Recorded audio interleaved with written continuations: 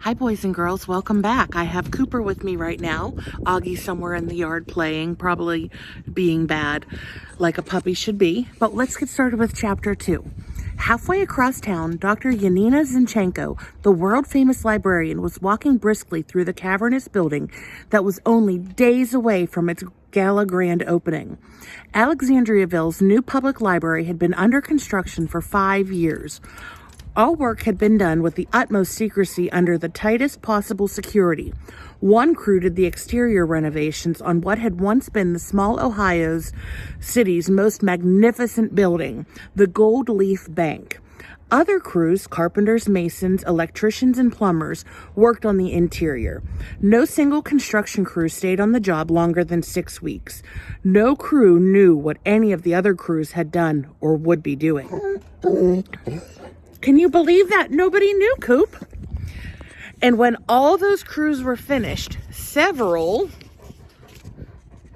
super secret covert crews, highly paid workers who would deny ever having been near the library, Alexandriaville, or the state of Ohio, stealthily applied the final touches.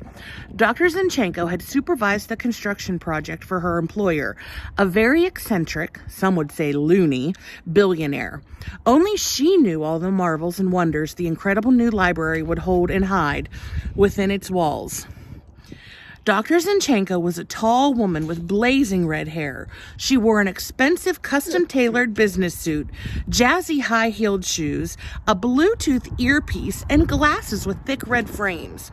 Heels clicking on the marble floor, fingers tapping on the glass of her very advanced tablet computer. Dr. Zinchenko strode past the control center red door. Buddy, we're getting to important stuff. Under an arch and into the breathtakingly large circular reading room beneath the library's 3-story tall rotunda.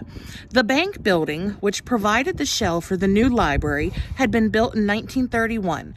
With towering Corinthian columns, an arched entryway, lots of fancy trim, and a mammoth shimmering golden dome, the building looked like it belonged next door to the triumphant memorials in Washington, D.C., not on this small Ohio town's quaint streets. Dr. Zinchenko paused to stare up at the library's most stunning visual effect, the Wonder Dome. 10 wedge-shaped, high-definition video screens, as brilliant as those in Times Square, lined the underbelly of the dome like so many orange slices. Cooper, can I read to my kids? Each screen could operate independently or as part of a spectacular whole. The Wonder Dome could become the constellations of the night sky, a flight through the clouds that made viewers below sense that the whole building had somehow lifted off the ground, or, in Dewey Decimal mode, 10 sections depicting vibrant and constantly changing images associated with each category in the library cataloging system. I have the final numbers for the 4th sector of the Wonder Dome in Dewey mode, Dr. Zinchenko said into her Bluetooth earpiece.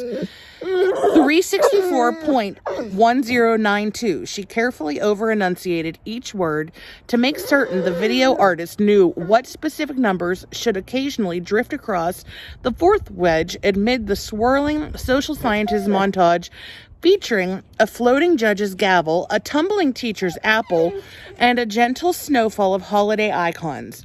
The numbers, however, should not appear until 11 a.m. Sunday. Is that clear? Yes, Dr. Zinchenko replied, the tinny voice in her ear.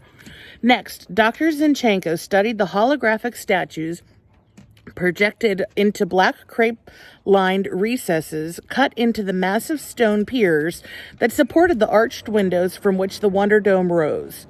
Why are Shakespeare and Dickens still here? They're not on the list for opening night. Sorry, replied the library's director of holographic imagery, who was also on the conference call. I'll fix it.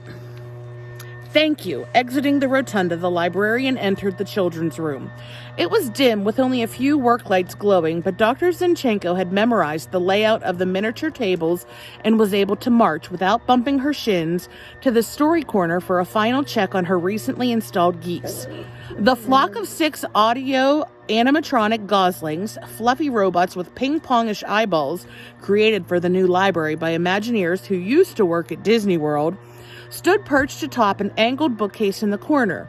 Mother Goose, in her bonnet and granny glasses, was frozen in the center. "This is Librarian 1, said Dr. Zinchenko, loud enough for the microphones hidden in the ceiling to pick up her voice. "Initiate storytime sequence." The geese sprang to mechanical life. Nursery rhyme. The geese honked out "Ba Ba Black Sheep" in 6-part harmony. Treasure Island? The birds yo-ho-hoed their way through 15 men on a dead man's chest. Dr. Zinchenko clapped her hands. The rollicking geese stopped singing and swaying. "One more," she said. Squinting, she saw a book sitting on a nearby table. Walter the Farting Dog. The 6 geese spun around and farted, their tail feathers flipping up in sync with the noisy blasts. Excellent. End story time. The geese slumped back into their sleep mode. Dr. Zinchenko made one more tick on her computer tablet. Her final punch list was growing shorter and shorter, which was a very good thing. The library's grand opening was set for Friday night.